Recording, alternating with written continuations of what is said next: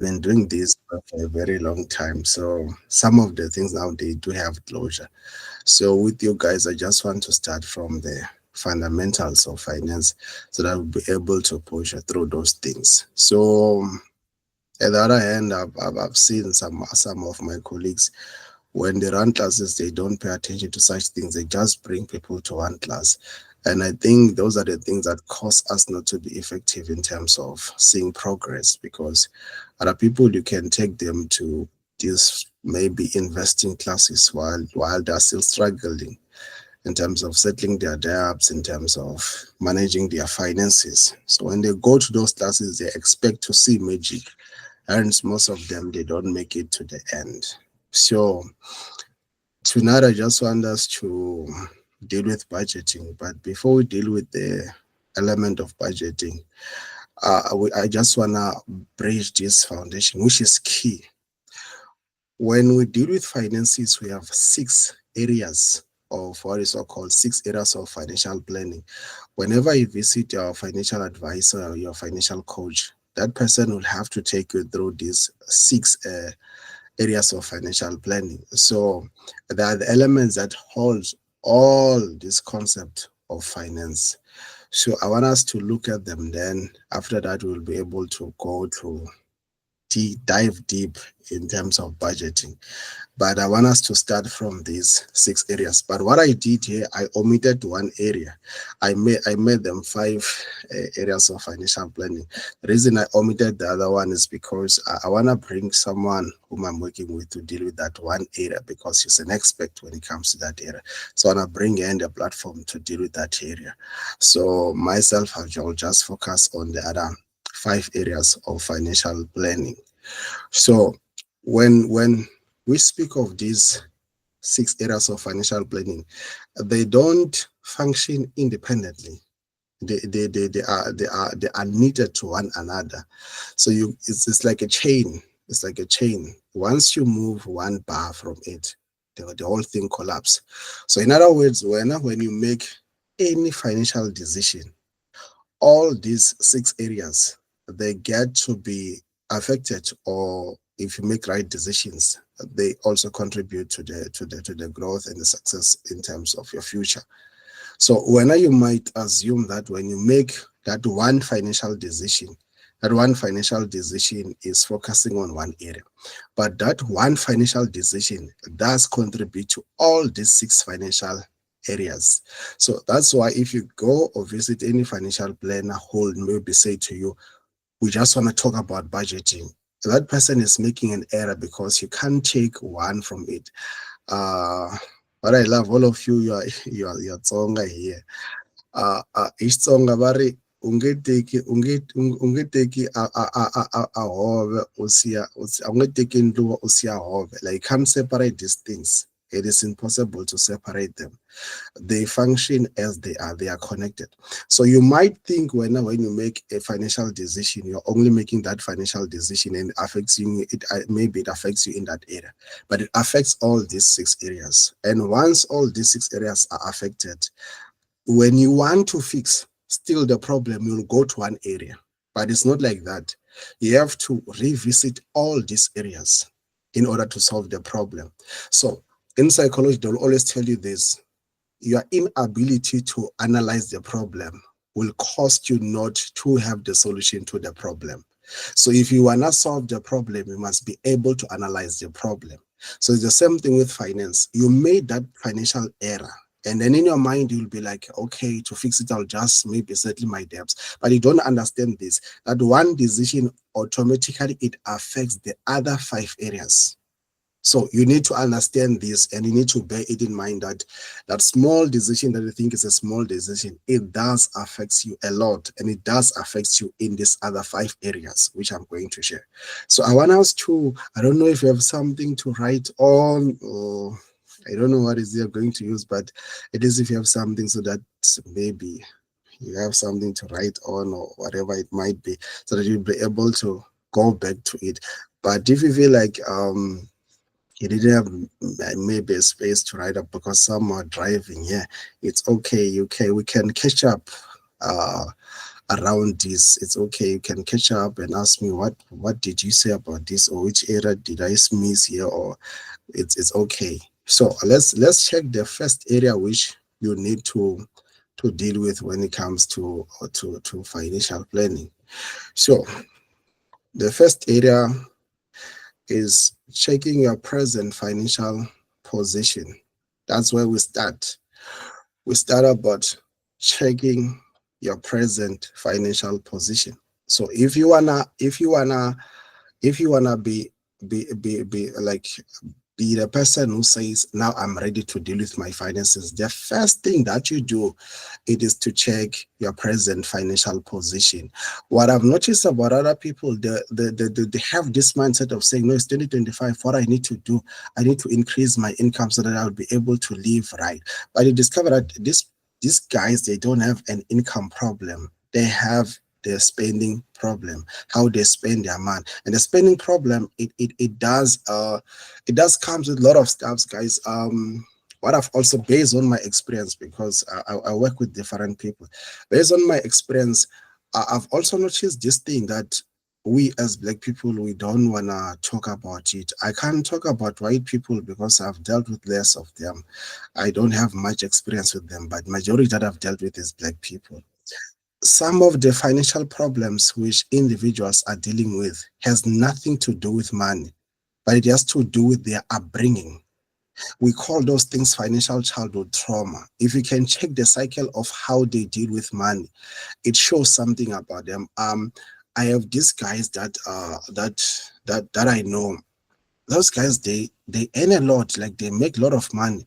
But I can tell you that after some days, like even after a day, in fact, those guys will have financial crises, and to the point that they have too much debts.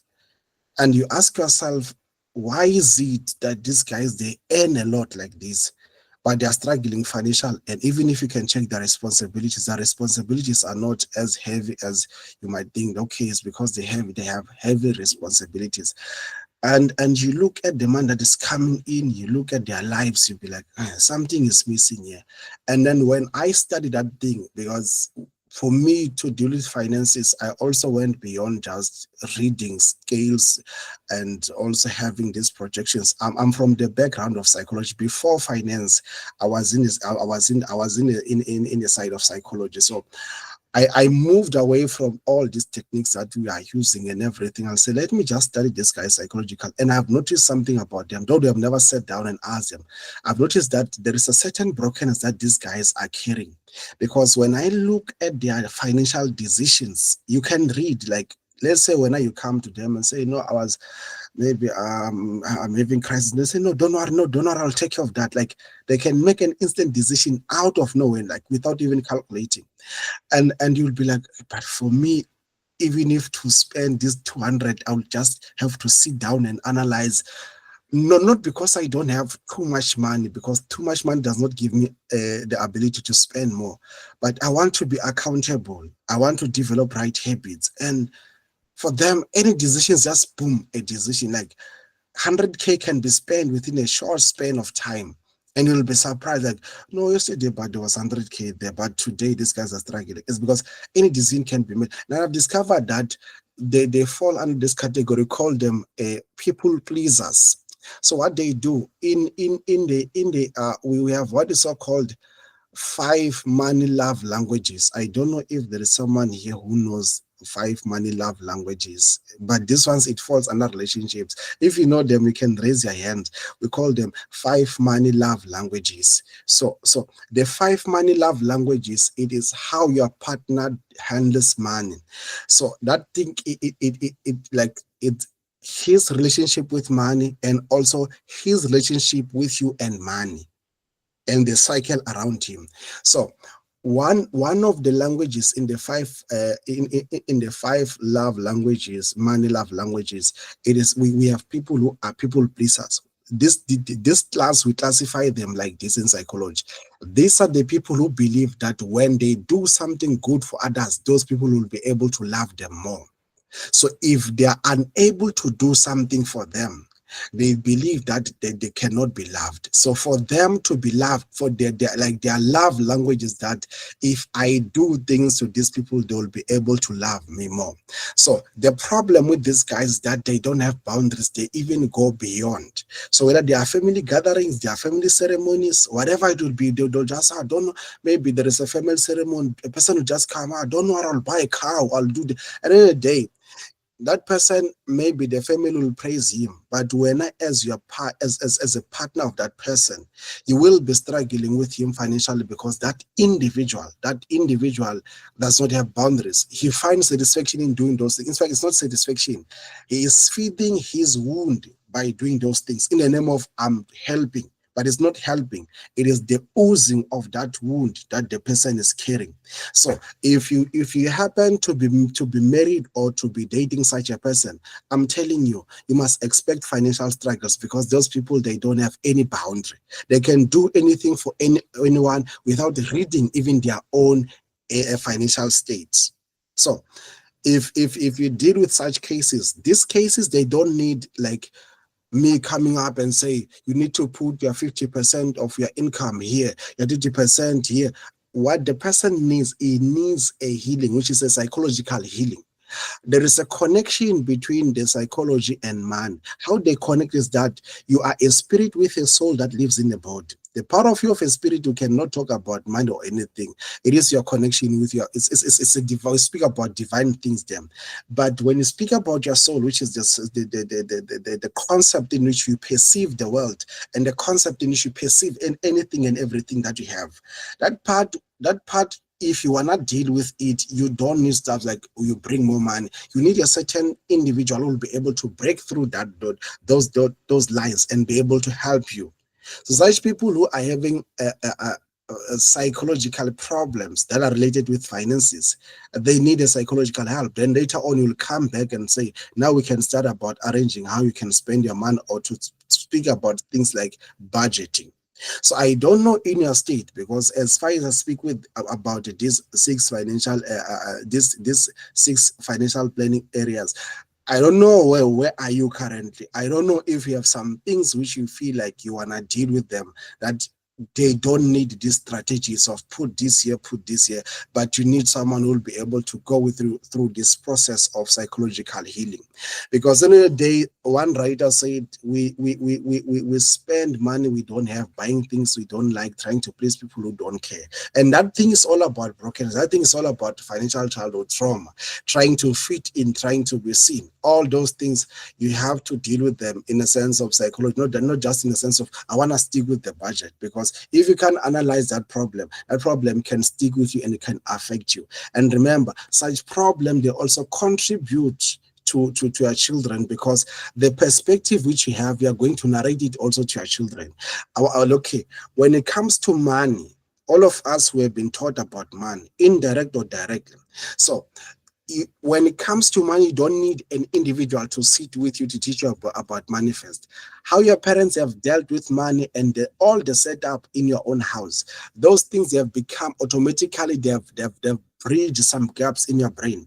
And then those bridges that have built in your brains, they've connected and to become your reality when it comes to money. That's why sometimes when you teach other people about finance, the first thing that you have to struggle with, it is the struggle of helping them to unlearn all the paths which they have inherited from their parents. And then you have to bridge now later what you want to teach them, because you can't teach between the two. As far as some of you understand the psychology of a brain does not erase information. What the brain does, it creates paths like a road. It creates, like there is a lower one, there is a higher one.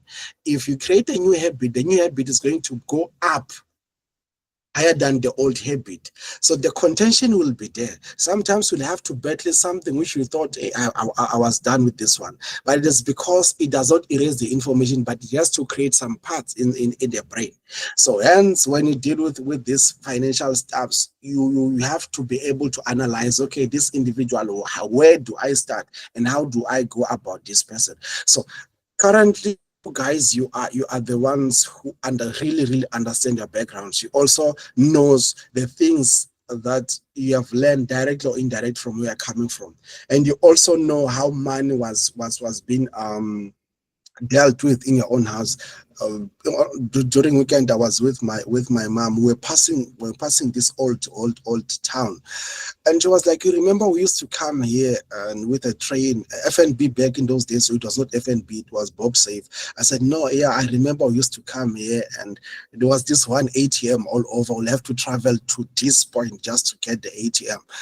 And it came to my mind to say, all these things that you used to do, even today I still have them, and I've better, like, I've become better through them. Like, I was introduced to money at a young age. Money and money management, those are the things which I was introduced to at the young age.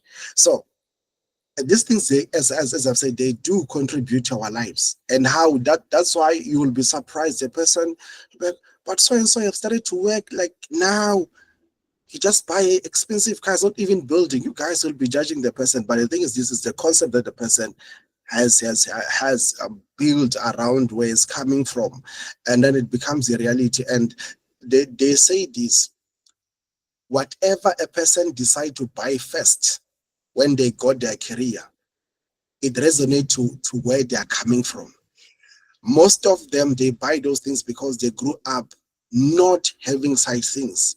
So when they get that opportunity, they say, now's the right time for me to act. So, but we as far as we look at them, we just say, this person just decided to buy a car before he built a house. But it's because you didn't study where the person is coming from.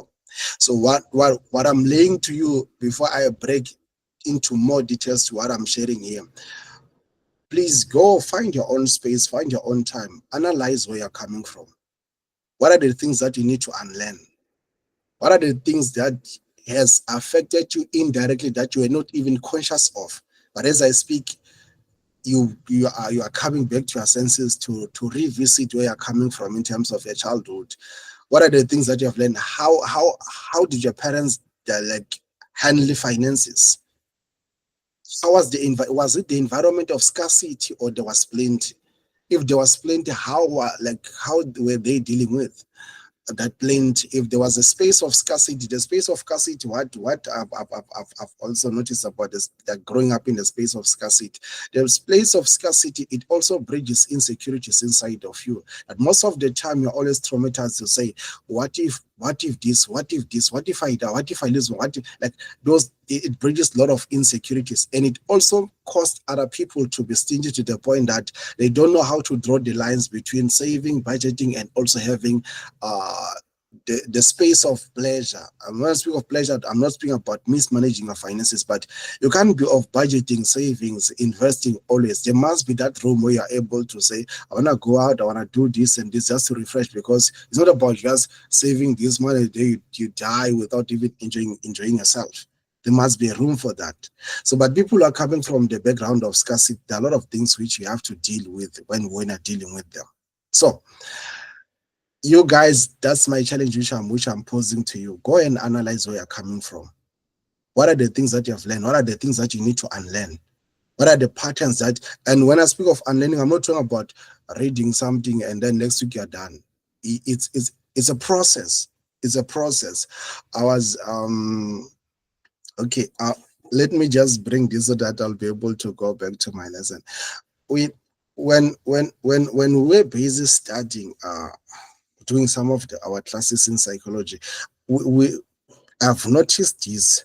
Uh, men as men, we don't learn like women.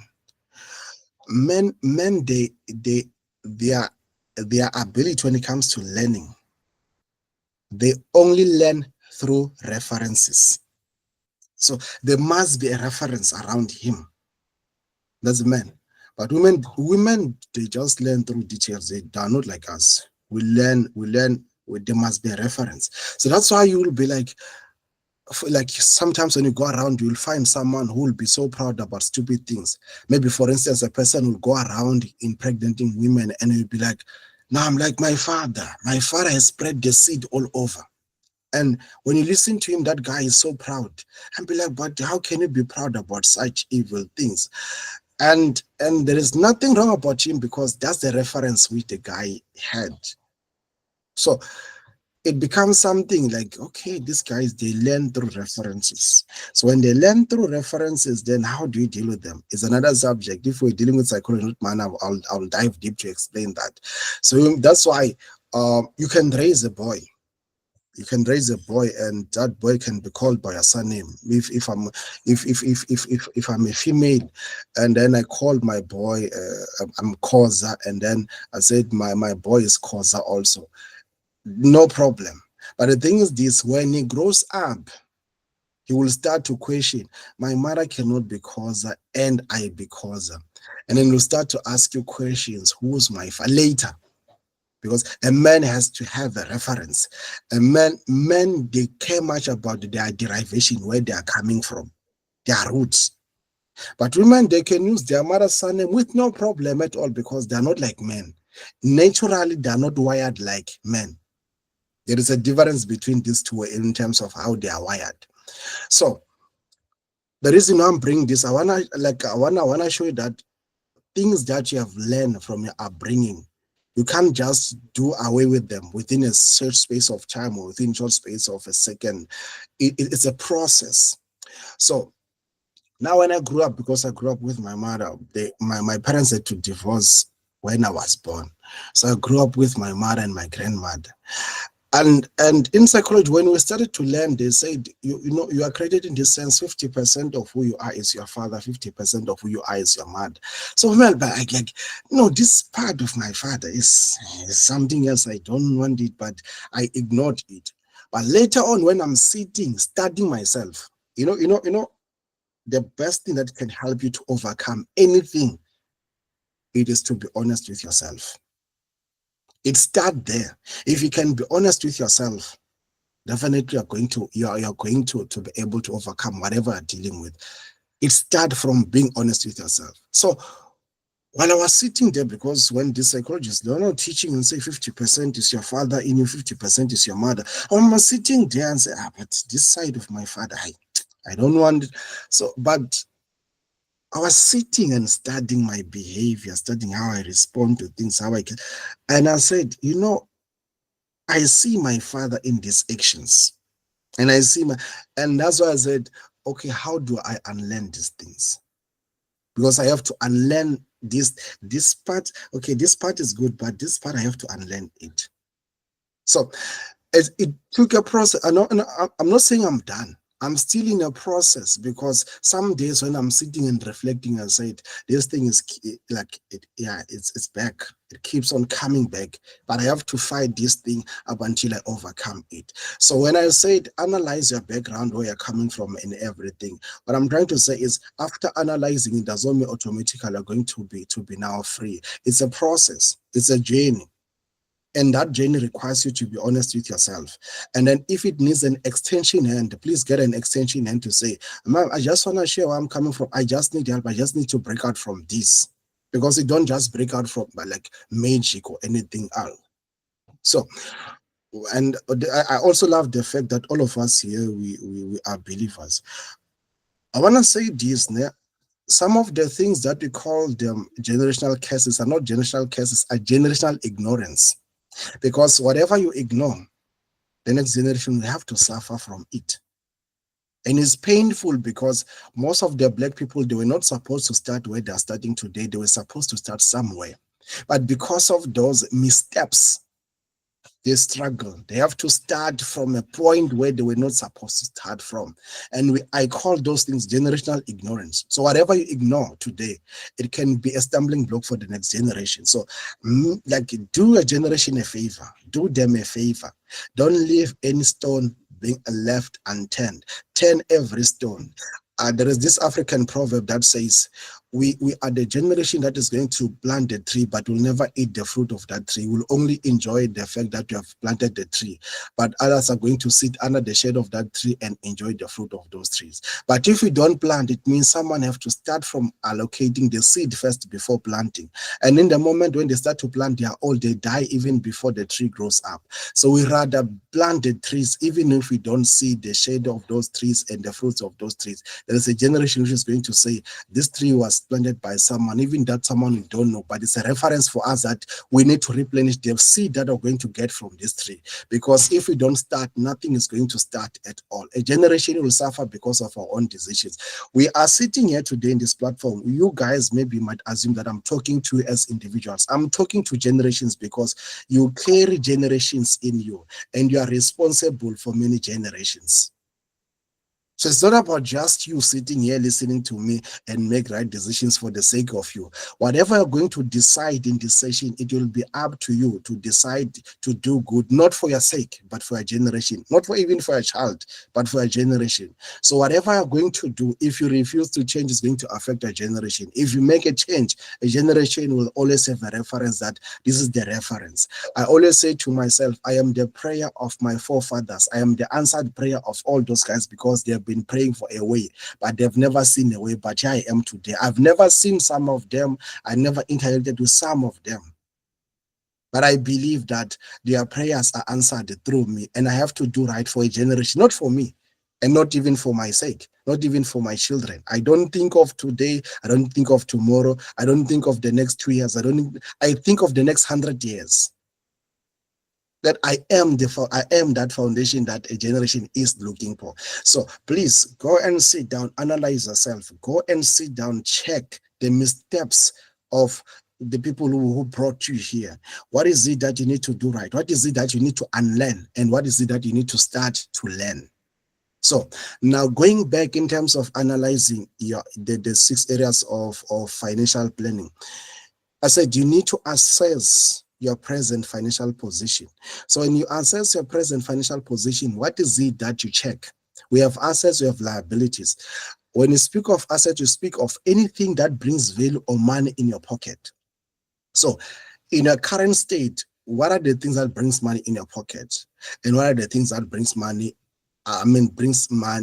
out of your pocket? So let's start about things that you need to check when you assess your financial position.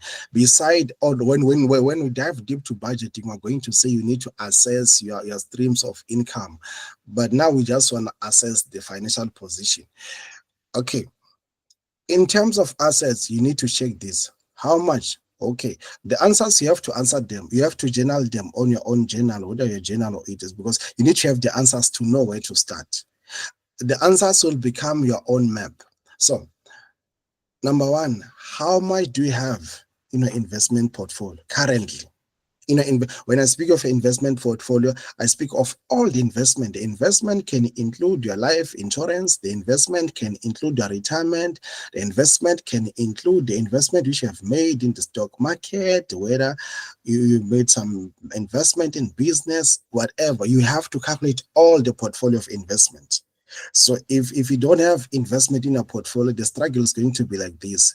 You cannot depend on saving, and no one has ever become wealthy by saving. Saving is good. Saving is fundamental, but saving is not for building wealth. Saving is for being accountable, being responsible, and being able to live a life without any financial struggle, but it's not for building wealth. You cannot save your way out of poverty.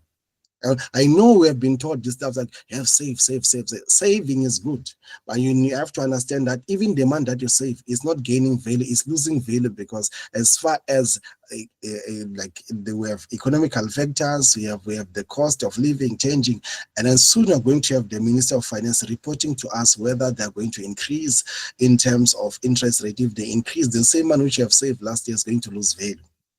So you have to have investment. Investment is money working for you. Secondly, investment is for long term. So investment shows that you do have the long-term mindset. So in terms of investment, how much do you have? Or how much have you invested in your investment portfolio? You need now to analyze everything. You need to check how much you have. And then secondly, how much do you have in your retirement? I don't know how often do you check your retirement balance, but you need to check your retirement balance always. The reason why you need to check your retirement balance, in terms of retirement, don't worry guys, as far as I'm going to run this mentorship program for the whole year, don't worry, we're going to talk more about retirement, because I've seen people making mistakes when it comes to retirement. There is someone here from my hood.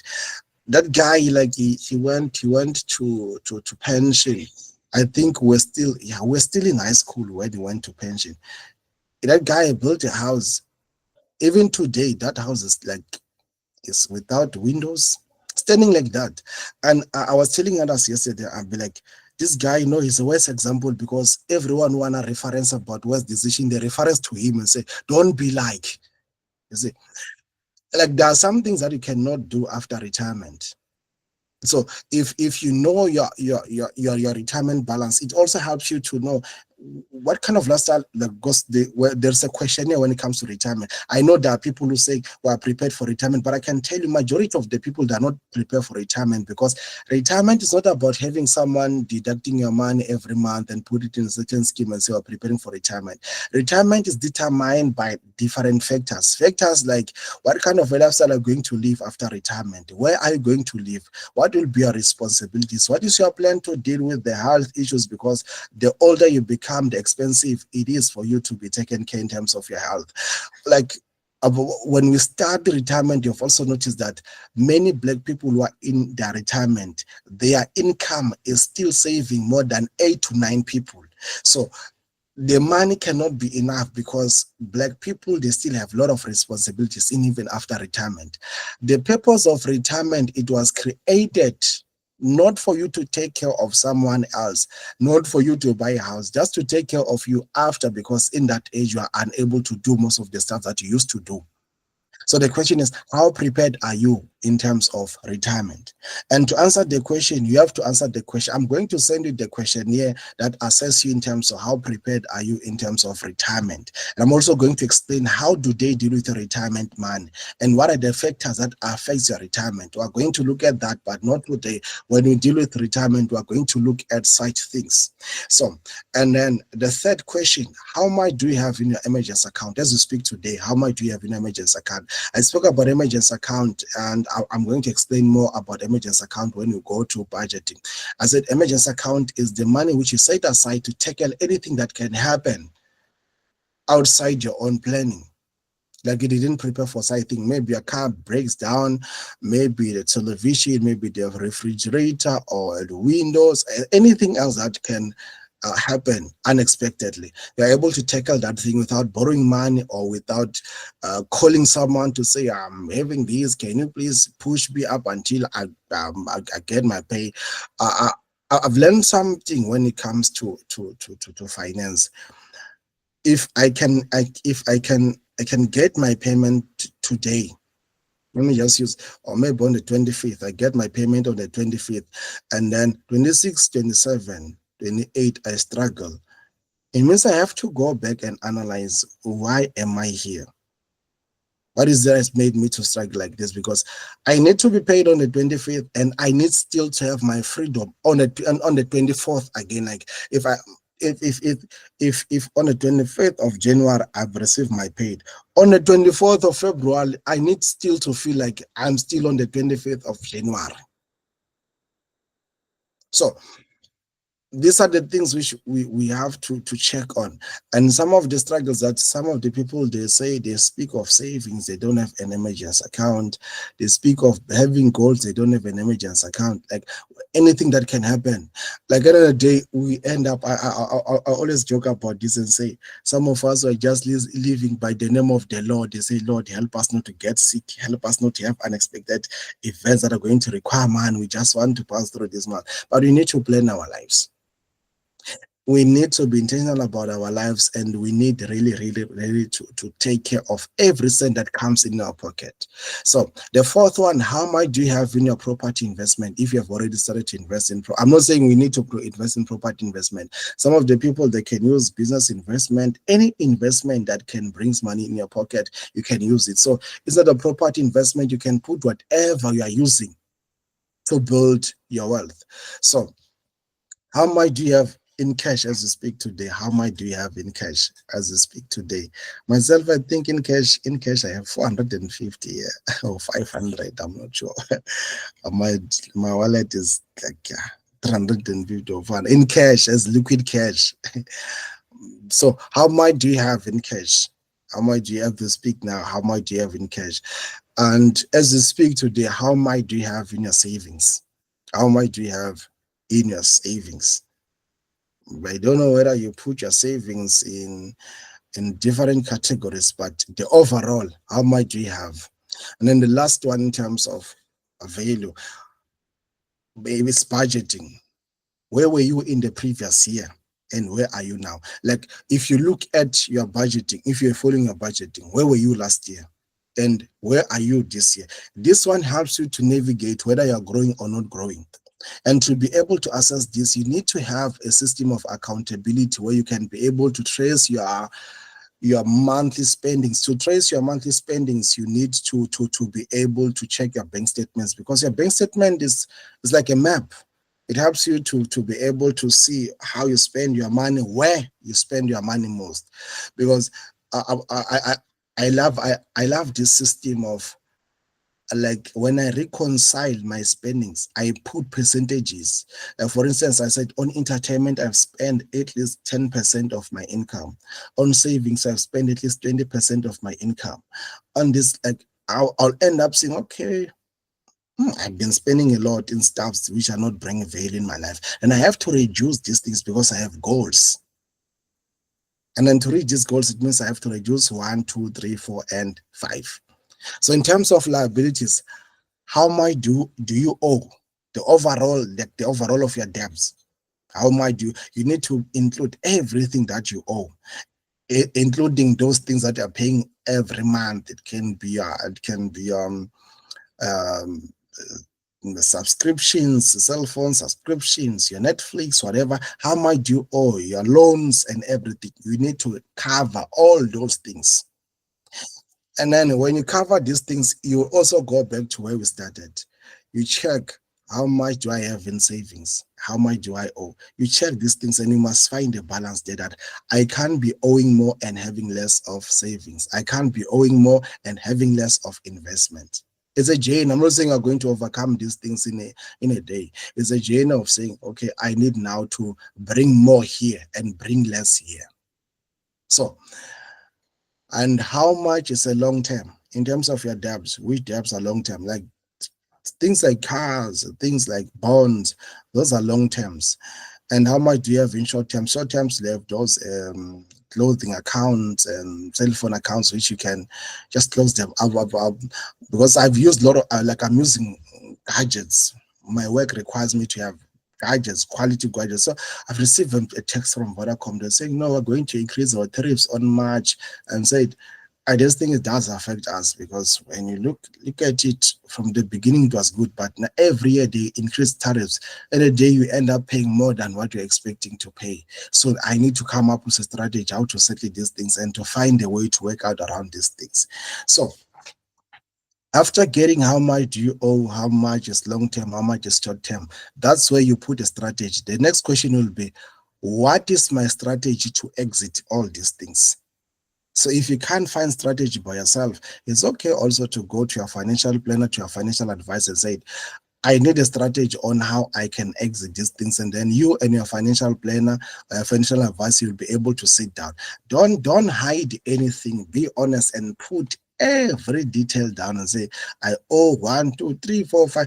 All of them, you put them down. Then after that, you'll be able to strategize your exit in terms of how you're going to exit this situation of debt, because there is no strategy without analysis, and good analysis, they'll help you to be able to say, okay, this is my standing. Remember, the reason why we check this, we want to understand your financial position. And I love the fact that you guys are going to church. You simplify my work. Sometimes when I go to spaces where people are unbelievers, it's even hard for me to give examples using the Bible, because I'd be like, I give example about Adam. These guys, they don't even know Adam, or they're not even interested. There's some guys that I'm dealing with, they're not interested in religious stuffs. You have to talk about money if it's money, business when it's business. So when we speak of position, since all of you go to church, I want to give this example to understand how important it is to know your position. In the Bible, there was a time where Adam partook from the wrong tree, and then God came. The first question which God asked, he never asked, did you eat from that tree?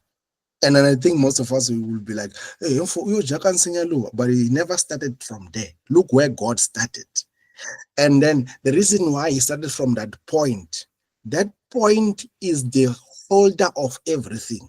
If he miss it, everything collapse. And obviously, the reason why I asked him, we wanted to bring him to realization that, hey, Muna, if you miss this, everything collapse. God said to him, he brought a question, he said, where are you? And when you study in theology, because I've also studied theology, when you study in theology, they'll tell you this: whenever you find God or Jesus asking a question in the Bible, you have to know this. It is not for their sake, it is for your sake, because it is impossible for him to ask you a question while he does not have an answer. He's all knowing. He knows your thoughts before you think and everything. So when he said, where are you? He was talking about position. Like, do you realize that where you are is going to affect you, and the whole generation is going to come through you? And that's the reality of where we are today.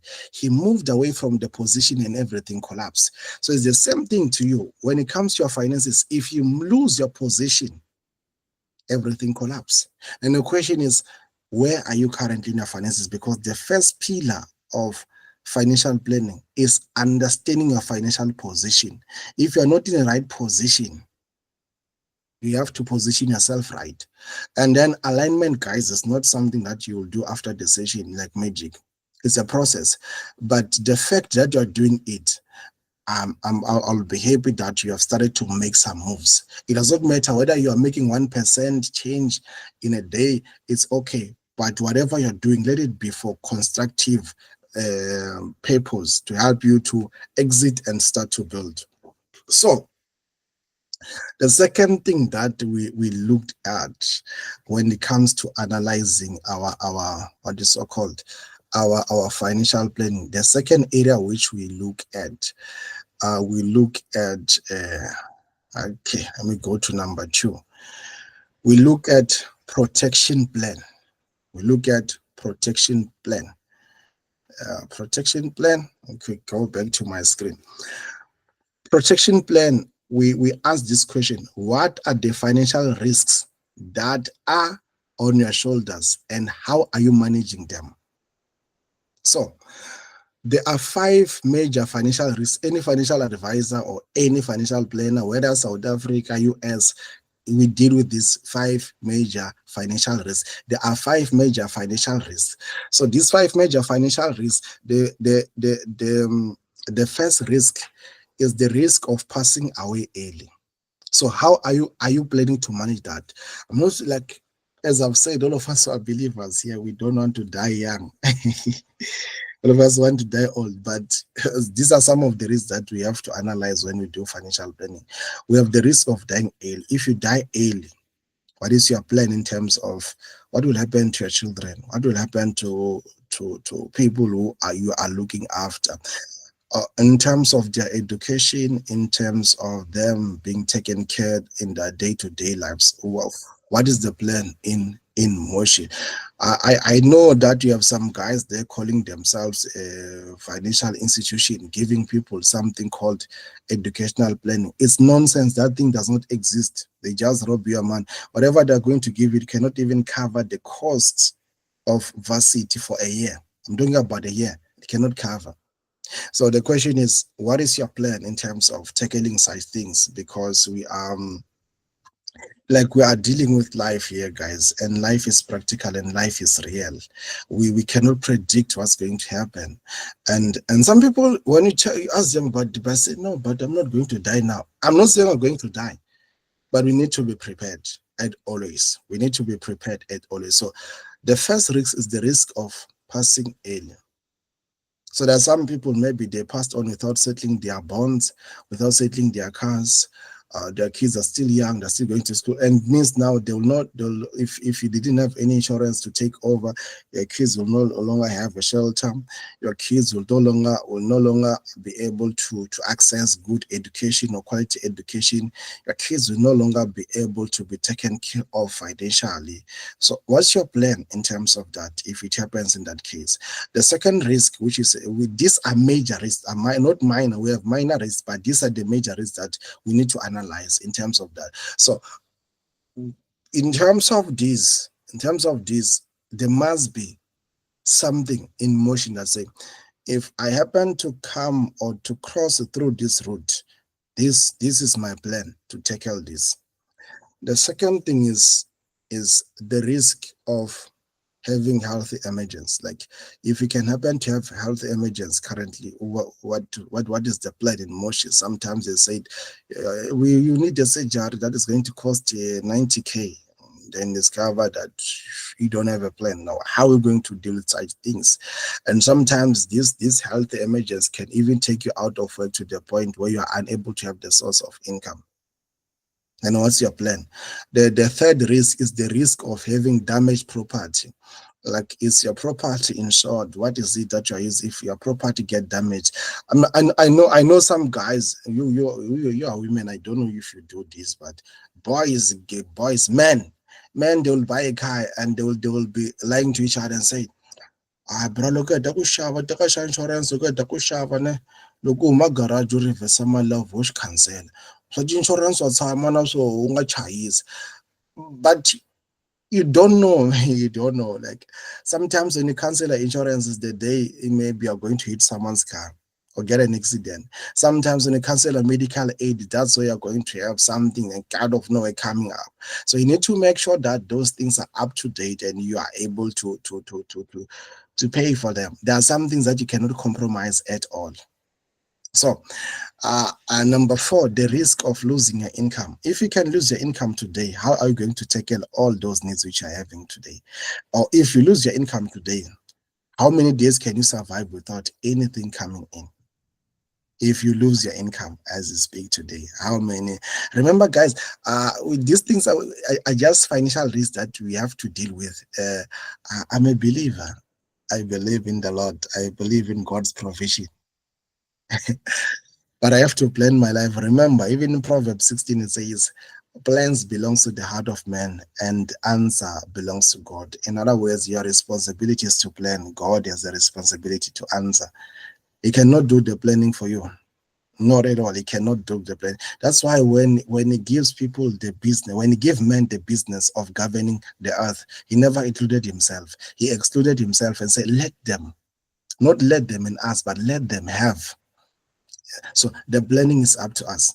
That's why even the guys who were there from the beginning, God planted trees. He never told them that in that tree you'll find a table. They had to use their own minds to say, but we can commercialize this thing called a tree and make a table. But a person who can't think will always sit under that same tree without any plan. Let me just share this story because when it comes to planning, guys, they I don't know, I like guys I don't know if you guys there, like it's been a while for me to be in Gauteng using a train, but while I was still there, we used to cross Kempton Park using a train. So like when you enter Kempton Park, you'll see like there's like a space like there are big spaces like park there. You will see people sitting down them. Like when you pass there by Saturdays, not Sundays, you will see some white garments, and those guys will be churching there doing that church. Those guys, most of them, they are from Zim, so they fellowship on Saturday because they believe in Sabbath. So one time they were fellowshipping in another space. So that space it had rocks, big rocks. So they'll climb those rocks and pray on top of those rocks. I believe they were even praying for breakthroughs and everything. So some guys came in the same space and they started to look at that place and they said, no, we wanna buy this place. And the guys who were praying there, they were so angry and started to pray against those guys who wanna buy that place.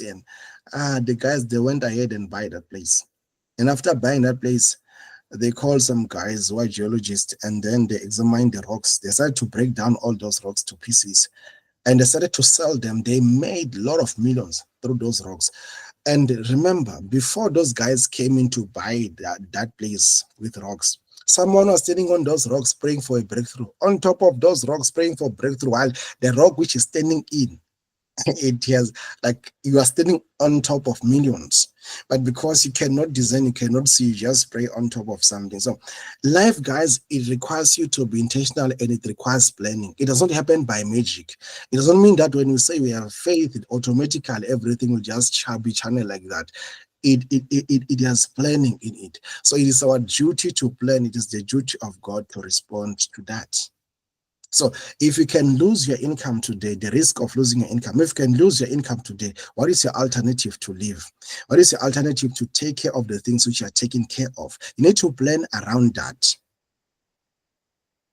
Hence, even if you have something called a permanent job, it does not limit you to develop skills that can still help you to make extra income. The fifth or the last thing, the risk of needing long-term savings. In terms of needing long-term savings, it means you have to take care of stuff like your credit records. You need to make sure that you don't defile such things, because there will be time where you need a long-term services. So if you defile your credit when you need that thing, that's where you're going to get stuck. So all these major risks, for me, I always prefer that have an insurance. The risk of passing early, have life cover, have staffs that will be able to take care of maybe your kids. Maybe if you're born, your bond must be insured. You have a life cover. It must be, all this must be in place. Your property must be insured. In terms of income, you must know how to build around things. I mean, you must know how to build things outside what you are having as your main job. You must have something outside that. Just because now I'm employed, they say that I'm a permanent employee in that space, they're giving me 70K every month, doesn't mean I have to rest and relax. I need to plan my life. I need to plan, say, if I can lose my income, will I be able to survive 5 years without any income? Will I be able to take care of the kids to go to the same school where they're going? Like, I need to plan that. So these are the major financial risks that we have to deal with and we have to analyze. And then we cannot compromise them. We have to deal with them. We cannot compromise them. We have to deal with them. We have to analyze them. So without analyzing this risk, it's easier for a person to say, no, I'm okay, I'm in the right path, everything is right. But we need to analyze them. We need to deal with them. So, okay. Because of time, guys, by time is up. I always prefer to spend an hour speaking about side things, because they require a lot of attention. You need to absorb them. You need to reflect on them. It's fine. Let's pause here. I will resume because we still have the other 3 that are left. So I will resume with you again next week. I will have to resume this, and then we bridge the budgeting part, and then we go with it, because at the end of the day, we're not in a hurry here. We have to learn things step by step and be able to digest around them. So the assignments which I've gave you guys, you must go and reflect on them, and then if you have any question, you can ask a question. So and also, before you ask questions, okay, the book is not here. There is this book that I would request that you guys buy. You'll buy or download. Now I buy hard copies. This book is called this book is called The Atomic Habits. I want you to buy it, guys. We're also going to talk about it in later stages. Can you please buy that book? It's called Atomic Habits. You can download it if you want to download it. If you are good in reading stuff that you download. I also read, but I enjoy more of the hard copy than the book that I've downloaded. So it's called The Atomic Habit. Please buy that book and read it. It will help you a lot. So now it's time for questions. Let me stop recording. It's time for questions.